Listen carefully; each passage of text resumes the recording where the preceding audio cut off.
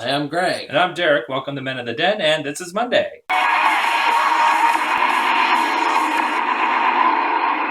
This week on the Den is QA week again here. So we got a lot of questions to burn through, but before we do... First, I think everyone else has a question. What are the Canadian boys doing with a koala and an Australian flag? That is a very good question. If you watched Spencer's video yesterday, you'd seen that we became honorary Australians. Apparently that means you need to have inflatable kangaroos, and you need to apparently drink Tim Tams, milk through Tim Tams like a straw. Mm-hmm. It's the best thing ever. Mm-hmm. I'm just missing a Foster's right now, and then I'd be good. You don't want Foster's. You have to have Foster's to be Australian. Ask an Australian, they'll tell you no. So before we start with our questions, one other thing we wanted to talk about was the landmark decision in the U.S. by the Supreme Court to legalize gay marriage in all states. Yay! And if you haven't seen enough rainbows on Facebook, I say more rainbows. You would say more rainbows. But I just wanted to mention, I've seen kind of both sides of the coin when it comes to Facebook. We all know we still have a long way to go in terms of gay rights. This is a step in the right direction. But yes, we have a long way to go. But that doesn't mean we shouldn't celebrate this victory, because it's a big step in the right direction. Mm-hmm. Right, so Clinton asks, what are your opinions on drugs and the LGBT community? Now, itself, drugs are always one of the big things around gay bars. They're always going to be available. And you get a lot, especially within the rave culture itself, ecstasy, coke, and a lot of other party drugs are just made readily available at those places. Not by the bar per se, but it's an easy sell for anyone who wants to go have a fantastic night. Ourselves, we're not users. We don't have big opinions on drugs there. If you're going to use them, please use them responsibly.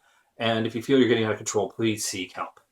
All right, a later question. Hendrik, what is your favorite poutine? Mm-hmm. For those of you who don't know, poutine is a French-Canadian dish with potatoes, well, basically French fries with cheese and gravy. And if you come into Canada, you've seen multiple variations of this dish. What are your favorites that you've seen? At a place called Smokes, which has every kind of poutine you can imagine. That's so good! I'm probably going to say triple pork poutine. The triple pork is good. That's Italian sausage, pulled pork, and bacon. Mm-hmm. With gravy and cheese, of course. Another one of my favorites they have is they have an Italian one, which is basically just like meatballs, pasta sauce with cheese, gravy, and all the fixings. Lobster poutine, which would be like a kind of a creamed lobster sauce. You get lobster on it. It's very delicious. As well as the most interesting one I've ever had was actually bone marrow. Yeah. But, no, it was actually really good. They had like kind of no jus sauce on it. Okay. With the actual marrow from the bones itself, and it's actually really tasty. That's one of the more interesting poutines I've ever had. Okay. So, Daniel asks, how do you get over your crippling shyness when all you want to do is be a big hoe? Wow.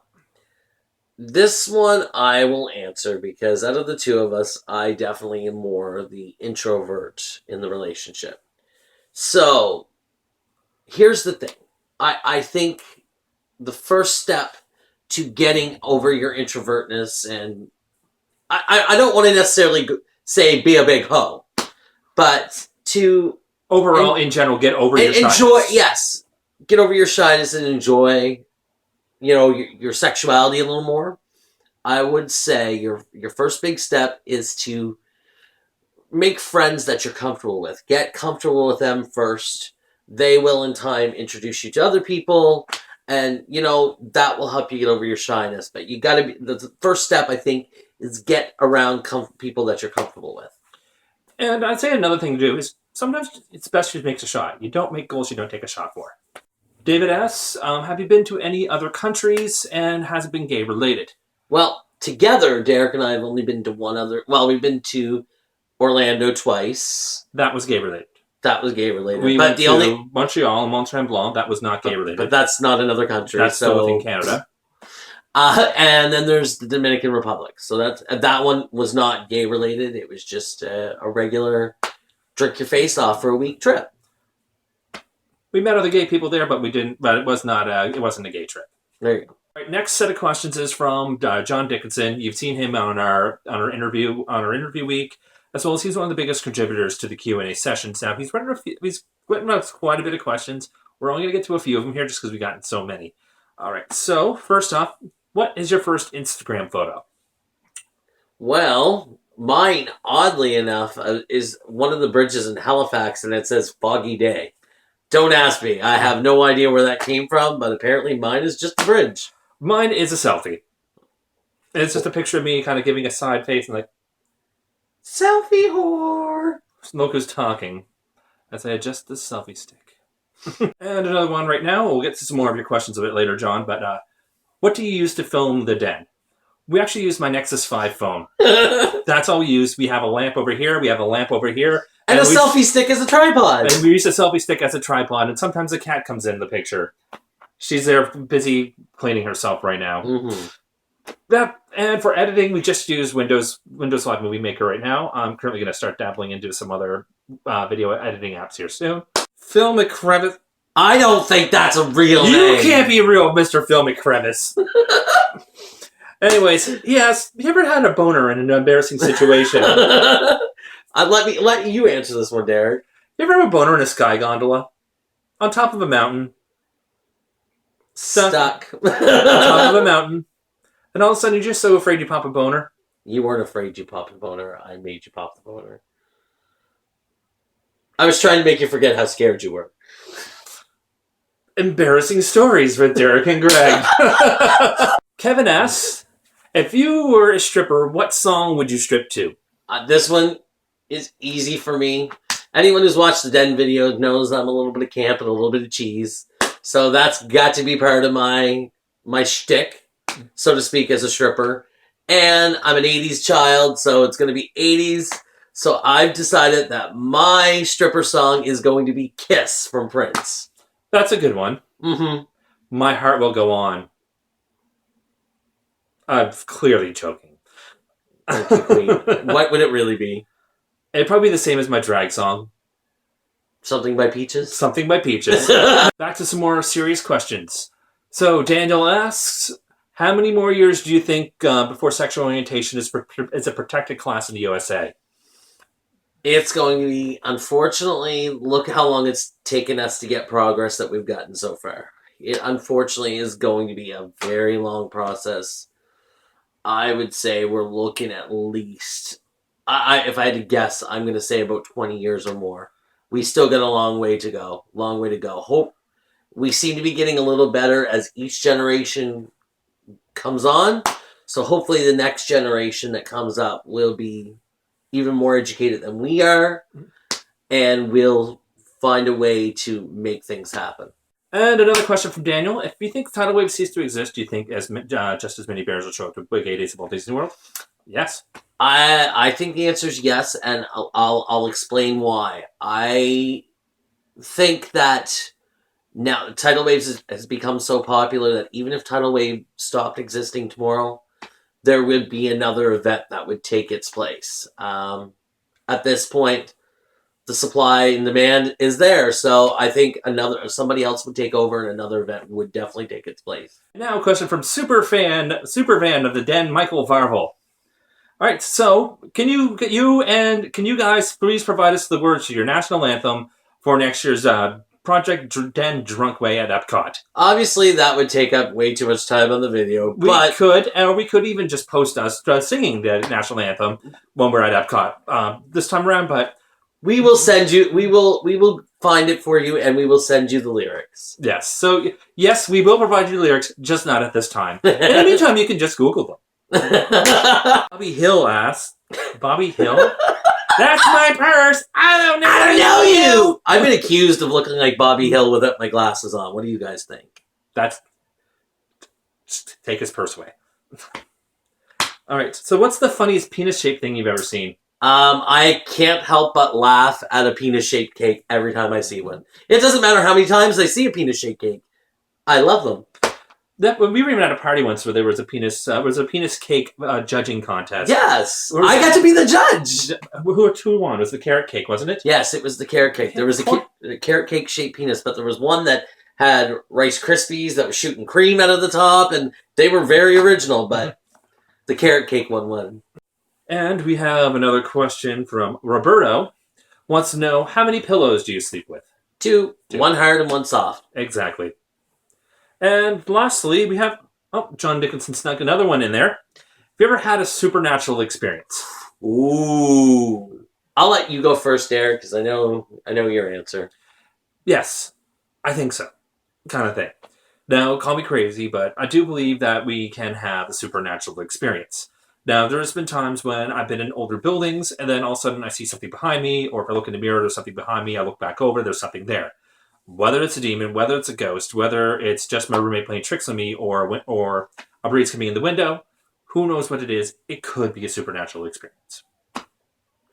Mine's a little more interesting. So, it's been about 9 years since I lost my grandparents. So, my grandmother passed away first. She was cremated and her ashes were buried. That was her wish, and then her wishes were that when my grandfather passed, that his ashes be buried with her, and her children that had died when she was younger. So my grandmother passed first, and her wishes were honored. She was buried with her children. Nothing happened. About a year later, my grandfather passed, and my aunt decided she was going to hold on to the ashes. My father was the executor, and after the decision was made that my aunt was going to hold on to the ashes, at my father's house, he would leave for work, he would come home, and all the pictures on the wall, and every picture, every mirror, every flower, everything that was on the wall would turn completely upside down. And for the longest time, he accused my brother of doing it because he had no other answer for it.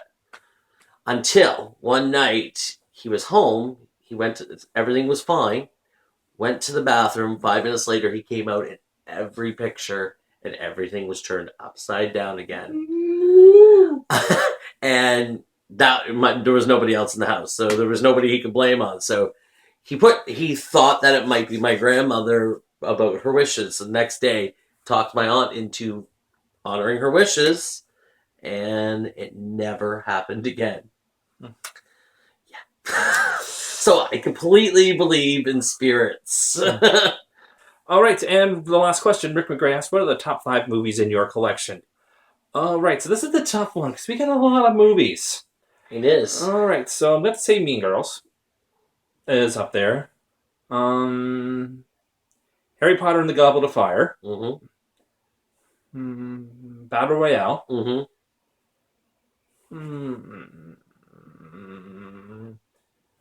Does the Alien Quadrilogy count as one? Yeah. Yeah, we'll count the Alien Quadrilogy as one. Mm-hmm. One more. One more? What do you like? Oh, I mean, so many. Lord of the Rings trilogy. All right, that's fair. All right, so John Dickinson will appreciate most of my list for sure. So I'm gonna say I'm a fan of old slasher. Can I take one out? What? Hobo with a Shotgun. That's a good one. Hobo with a Shotgun. How can I forget that one? That's fair. So for me, I lean more towards horror, so most of mine are going to be horror. So I would say definitely with the original Friday the 13th. I'm going to say the original Halloween. Although I did like the remake, the original for me is still my favorite. Alien. And I'm going to stick with the originals for those ones. So those are probably my 3 horror movies. Like Derek, I'm going to definitely go with Hobo with a Shotgun because it's just so twisted and demented. And I wouldn't be a gay if I didn't pick Mean Girls, so I'm going to say Mean Girls. All right, everyone. So that toot finny for this week. Yeah. Yas. Anyway, so we're finished for this week. Make sure you tune into the other Den Boys videos this week to see how they answered these questions. And probably more that will pop up after we're done. Make sure you like, share, and subscribe. Because we are getting close to the 1,000 subscriber mark. We're only about 100 off. So like, share, subscribe would be great on the YouTube page especially. But we'd like to have you on Facebook. We'd like to have you everywhere. So please feel free to send us a message on Facebook. Follow us on Instagram. Send us a Snapchat if you want. We have all of our information below. So if you ever want to get in touch with us, just don't be afraid of us. We'll certainly answer. We'll certainly answer as that. for QA, we always have our page open for QA. So that link that we have on our page, you can put questions anytime you want, and they may get answered on the next QA.